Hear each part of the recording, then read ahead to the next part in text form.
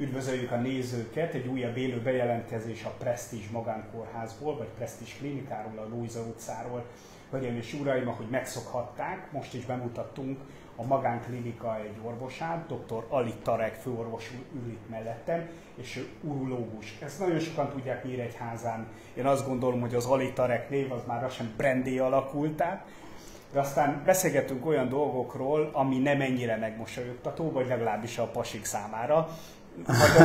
Majd aztán meglátjuk. Igen, az is kiderül, hogy csak a pasiknak kell rettegni az urológustól, egyáltalán kell rettegni, vagy pedig a hölgyeknek is érdemes néha urológushoz fordulni. Egy biztos, hogy a mai nap is játszunk, és egy Prestige ajándékcsomagot állítottak ide össze. Tetszenek tudni, már nagyon sokszor bemutattuk, egy nagyon vagány kötény van benne ebben egy bögre, toll, telefontartó, és még ez a kis táska is rendkívül jól néz ki, ezért tetszenek játszani.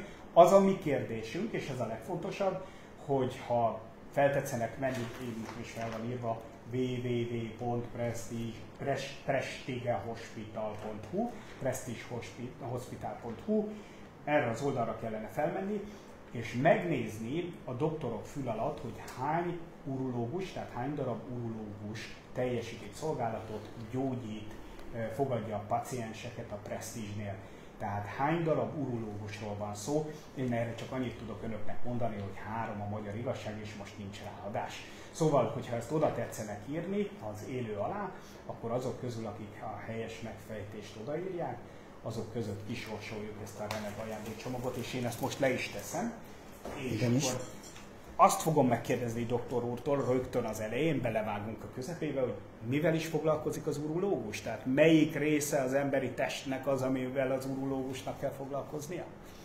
Hát ez jó kérdés. Az urológus, ha olyan röviden úgy fogalmazok, hogy az a szakorvos, aki a húgyutak és férfi nemi szervekkel foglalkozó szakorvos. Ez röviden benne van mindent, de részletezhetem, úgyhogy végül fentről lefelé induljuk, a vesével foglalkozunk, húgyuti utakkal szintén, a hólyaggal, szintén a hűtsővel, illetve a férfi nemi szervekkel, mint a prostata, here, illetve a szkrótum, herezacskóval, ezzel foglalkozunk elsősorban. Doktor úr, ugye ez alapvető történet, hogyha egy férfi az életében megúszza azt, hogy azt szokták mondani, hogy a legbecsesebb testrészét semmi másra nem kell használnia, csak alapvetően 2 dologra, és ezt most nem fogjuk részletezni, mert idáig poén, de ha bármilyen megbetegedése van, akkor hogyan fordulhat önhöz, és melyek azok a dolgok, amikor azt kell mondani, hogy na ez az, ami az urológushoz fog tartozni, vagy urológusra tartozni? Hát ez nehéz kérdés, mivel köztudatban sokan nem tudják, hogy az urológus mivel foglalkozik.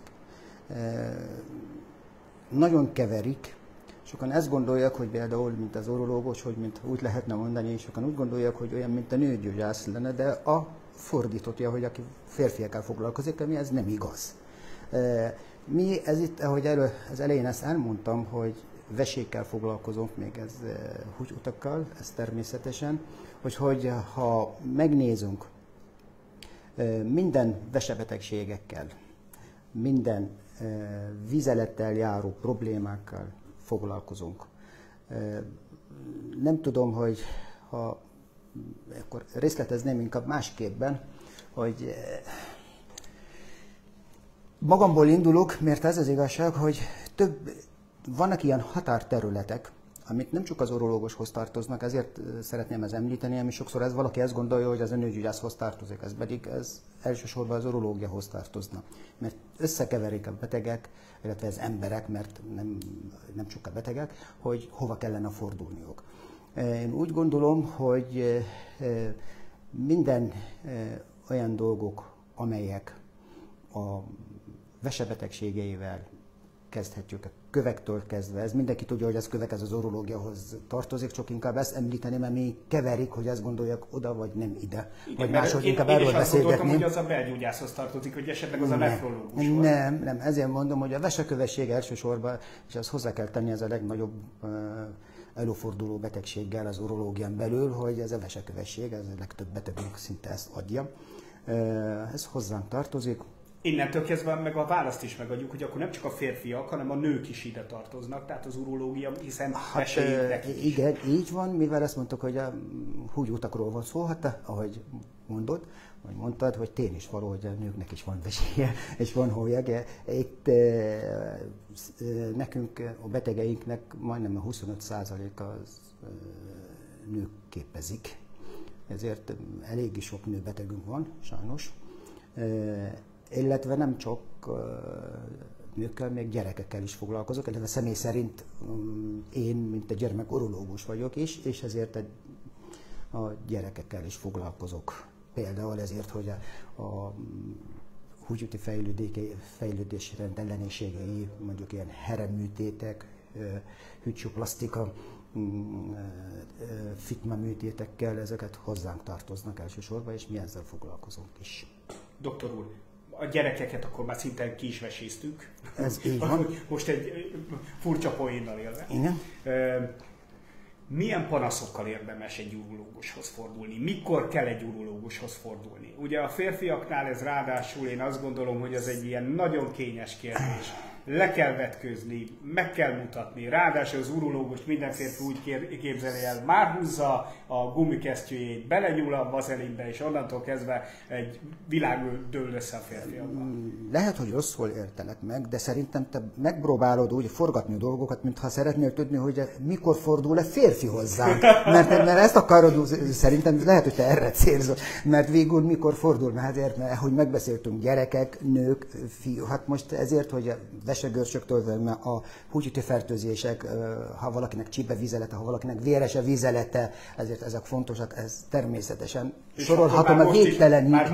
Már mondjuk is a panaszokat. Csípős vizelet, véres vizelet. Ez lehet férfinál, nőnél. Hát hogyne, ez elsősorban. Mert ez valamiféle húgyúti fertőzés. Nem csak fertőzés. Ezért fontos, hogy elsősorban természetesen, ha csípevizelet, akkor fertőzésről van szó, de ezért nagyon fontos a véres vizelet, mert az általában az esetek többségében a daganat mellett szól. És ha a daganatok időben felfedezünk, akkor ez meg tudjuk gyógyítani a beteget. De ha már késésben vagyunk, akkor sajnos csak tüneti kezelést tudjuk adni, és ez nem szerencsés dolog. Ezért majd visszatérünk a prostatára majd, mert ez, gondolom ez érdekel téged is. Nem tudom, mikor fogsz jönni a vizsgálatra, akkor protekciót szerzök neked, de ezért majd ezt mondhatom. De mindenképpen ez nagyon fontos.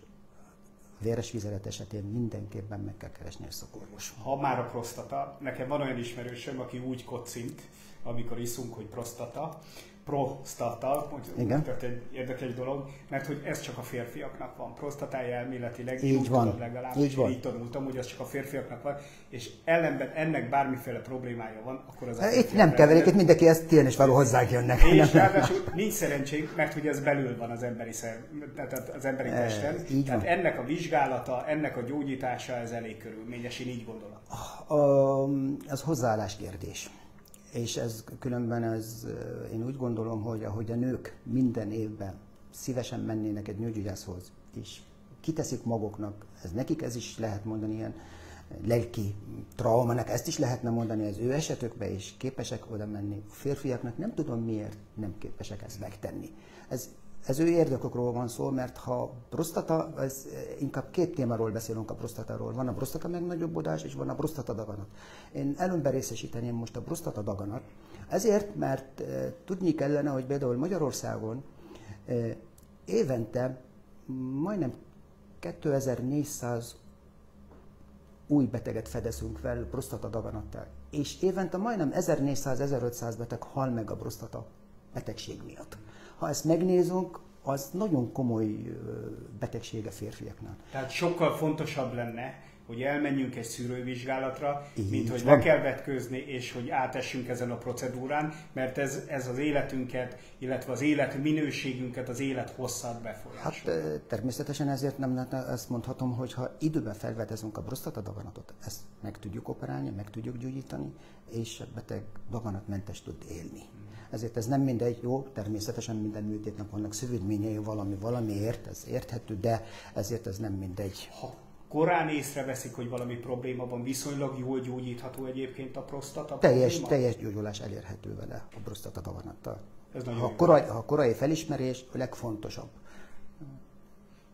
Na, és ha már korai felismerés, akkor az mit kell csinálni vele? A kérdésedre a válasz, amit feltetted. Igen, sajnos, amikor megjelenik a beteg nálunk, ez természetesen hozzátartozik ez a fizikális vizsgálat.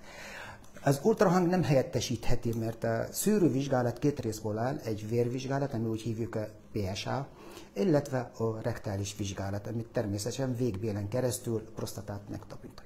Hát ez tény is való, ez a férfiak számára egy kellemetlen, de nem hiszem, hogy belehalnak. Ahogy megmondtam, a nőknek is nagyon kellemetlen. Sőt, én nem gondolom, hogy bárki is belehalt volna. Van, aki másképpen áll a dolgokhoz. Igenis, de ez az igazság, nagyon sok betegem, ez elején úgy jönnek, annyira félelem van a betegekben, hogy nem igaz. És a vizsgálat után azt mondják, csak erről van szó. Igen, mert az a baj a köztudatban, és mindenki ennyire megnagyobbítják ezt a témát, és mindenki erről beszél, milyen, de ez egyáltalán nem olyan fájdalmas, és olyan kellemetlen vizsgálat, ahogy sokan gondolják. Még mielőtt tovább folytatnánk, gyorsan elmondom, hogy ma is játszunk, presztízs ajándékcsomagot tetszenek nyerni, hogyha tetszenek arra jól válaszolni, hogy hány urológus dolgozik itt a Presztízs Magánkórházban. A www.prestigehospital.hu oldalon, hogyha a doktorok főre rá tetszenek venni, akkor ott kidobja azt, hogy milyen orvosok dolgoznak itt a magánkórházban, és akkor össze lehet számolni, hogy hány urológus van. Én itt segítettem már a videó elején, vissza lehet tekerni, hogyha majd valaki szeretné ezt megnézni, és jól akar válaszolni, és szeretne egy ilyen ajándékcsomagot nyerni. Tehát aki helyesen válaszol, azok között kisorsolunk egy ilyen ajándékcsomagot. Doktor úr, maradunk még egy kicsit a férfiaknál. Mit tapasztal, hogyha nem olyan rendes ember, hogy eljön a szűrővizsgálatra? Milyen problémák, milyen tüneteknél kell biztosan urológushoz fordulni? Elsősorban a vizelési problémák, mert végül, ha a prostatáról van szó, a vizelési problémák, nehéz vizelés, gyakori vizelés, éjszaka többször kell menni vizelni a betegnek, amihez kicsit fájdalmas, akadozik a vizelete. Ezek emellett szólnának elsősorban, hogy a prostata megnagyobbodásról van szó, amely miatt nehezebben ürül ki a vizelet, és ezból adódik, hogy a prostata méretéből, vagy a prostata körüli, vagy a prostata hegesedés szöveteinek a hegesedése, a rugalmasság megszüntetése miatt, vagy csökkenésével ilyen nehezebben indul a vizelet. Ilyenkor természetesen hozzánk kellene fordulni, mert gyógyszeres kezeléssel mondjuk a prostata megnagyobbodás, ezt tudjuk kezelni, illetve amennyiben vizelet alakadás, vagy úgy tudna vizelni a beteg a gyógyszeres kezelés ellenére, hogy több vizelet marad a hólyagban, magyarul nem tudja teljesen kiüríteni, és általában azt szoktunk mondani, ha 150 ml-nél több vizelet marad a hólyagban vizelés után, akkor ilyenkor megfontolandó műtét. Itt a műtétekről tudunk beszélni néhány dolgot, ezért is ezt említeném, mert ezt büszkén is ezt mondhatjuk, hogy a mi klinikánk, itt a Presztízs klinikán Magyarországon az elsők vagyunk, akik ilyenfajta műtétet végzünk. Úgy tudom, hogy most lassan máshol is fogják ezt csinálni Magyarországon, de mi voltunk az első, ami a Rezum nevű beavatkozás. Hála Istennek is elég jó az eredményünk. Doktor úr, most ha valaki látja ezt a videót, és van valami panasza, akkor azonnal hívhatja ugye a klinikát, kér egy időpontot, létrejön egy vizsgálat. Ugye van egy ilyen fizikai vizsgálat, van egyébként más vizsgálat is? Tehát természetesen, ultrahang természetesen. A vizsgálat, nálunk az ultrahang az alapszabály. Ultrahang nélkül már nekünk az ultrahang lassacskán még ez újunk, mint a belgyógyásznak a fonentoszkóp. Mi enélkül nem tudunk tovább menni, mindenkit majdnem ezzel vizsgáljuk. Ez nagyon fontos, mert nem csak mi megnézünk, nagyon sok fejlődés rendellenessége, amit nem veszik észre, vagy daganatot, amit nem tudunk róla. Szűrővizsgálat során ezt észrevehetjük, és ezért, ha már itt van a beteg, akkor legyen teljes, alapos kivizsgálás. Belekapaszkodok még a prostatarákba. Ugye nagyon gyakori a végbélrák, de a prostatarák is. És ez pont azért van, mert nagyon sokszor elhanyagolják ezt a kérdést a férfiak, ilyen-olyan okok miatt, indokok miatt. Doktor úr, hogyan javasolja? Mennyi időnként kellene? Mi az a korosztály? 40 fölött érdemes lenne minden évben eljönni például szűrővizsgálat? Ha most vannak szabályok, vannak elméletek, mivel tudjuk, hogy a prostatadaganat elsősorban a 40 éves kortól felfelé előfordulhat, de 50 éves kortól felfelé ez nagyon, illetve ha valakinek a családban volt valakinek családtagjai között prostatarákos, akkor neki gyakrabban. Én mindenkinek 40 éves kortól felfelé évente ezt szoktam ajánlani, illetve ha valaki megengedheti magának 50 éves kortól felfelé fél évente, én ajánlom, ez a személy szerint én ezt, mert én is magamnak ugyanezt csináltattam, ezért majd nekem volt ilyen betegeim sajnos, ami 30 valamennyi éves, 37 éves korokban voltak, akik felfedeztem náluk egy prostatadaganat, úgyhogy nem lehetne úgy menni mellette, hogy nem. Én ezt ajánlom mindenkinek, de 50 éves kortól felfelé mindenképpen illik évente egyszer. Forduljunk egy kicsit a hölgyek felé. Nekik mit tetszik javasolni, mit javasol? Igen. A hölgyekhez tudomásul kell venniük, hogy ez, ahogy megbeszéltük, hogy ez mi nem csak férfiakkel foglalkozunk. Elsősorban például, ha említenénk, mondjuk már beszélgettünk, a daganatok, ugyanilyen daganatok vannak, előfordulhatnak náluk, mint a férfiaknál. Ott nekik nincs a prostata, de ott van a vizeletcsepegés, ez inkontinencia. Ez inkontinencia. Ezt is mondhatjuk, hogy Magyarországon én voltam az első, aki ezeken műtéteket végezte a szalag felhelyezéssel Magyarországon, úgyhogy ez inkontinencia gátló műtéteket. Ezért, ha előfordul valakinél akkaratlantól független vizeletcsepegés, vizeletvesztés, akkor mindenképpen hozzánk kellene fordulni. Természetesen a húgyúti fertőzésre járó tünetek, gyakori vizelés, inkább vizeletcsíp, véres vizelet, amit az előbb említettünk, ez is szintén hozzánk tart. Ilyen műtétes elvégeznek? Természetesen. Inkontinencia műtétes elvégeznek itt a Presztízsben? Itt is végzünk, én már végeztünk ilyen műtéteket. És akkor még egy pillanat a gyerekekről is beszéljünk. Mire figyeljenek oda a szülők? Mi lehet esetleg a gyereknél probléma? Mire panaszkodhat a gyerek, amikor esetleg urológus segítségére szól? Hát a gyerekeknél elsősorban fiúk.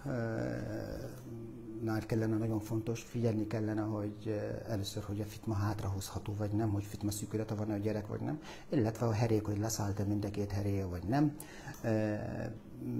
Illetve ezt szoktam ajánlani, nem ártana minden gyereknek születése után egy éven belül egy ultrahangvizsgálatot megcsináltatni, mert előfordulhat olyan vesefejlődés rendellenességei, amit panaszt nem okoznak, és a gyerek mivel nem is tud panaszkodni eleve sem, igaz?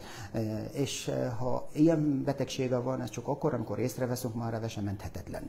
Ezért érdemes évente, illetve ez elején, régen volt egy ilyen szűrővizsgálat, amit minden újszülött gyereknek végeztek nála egy ultrahangvizsgálat, én úgy tudok, most lassacskán ez már nem nagyon végzik, csak helyenként, ezért ezt tudom ajánlani mindenkinek, egy ultrahangvizsgálat minden gyereknek születése után egy éven belül nem ártana. Nekem azt mondta egy urológus valamikor, hogy van az a kor, ami fölött mindenféleképpen találkozunk urológussal, ezt szokták mondani, úgyhogy nem árt, hogyha az urológusban megbízunk és barátként kezeljük. Ez igaz így, hogy van az akkor, amikor... Teljesen igaz, mert ha csak két betegséget, nem akarom a vesekövesség, a többi daganatok, felejtsük el, csak tekinthetem két betegség, a prostatadaganatot és a prostata megnagyobbodás. A prostata megnagyobbodás, ha megnézzük a statisztika általában, még egy dolgot nem említettük, a merevedési problémák. Elnézést kérek, ez pedig az nagyon gyakori, mivel a merevedési problémák a férfiak 40-50 éves kor fölött általában a férfiaknak majdnem az 50%-a szenved valamilyen merevedési problémákkal. Úgyhogy ezért mondom, ez az egyik, ezért mondom, ha kiszámoljuk, akkor már 50% már vagyunk 50 fölött.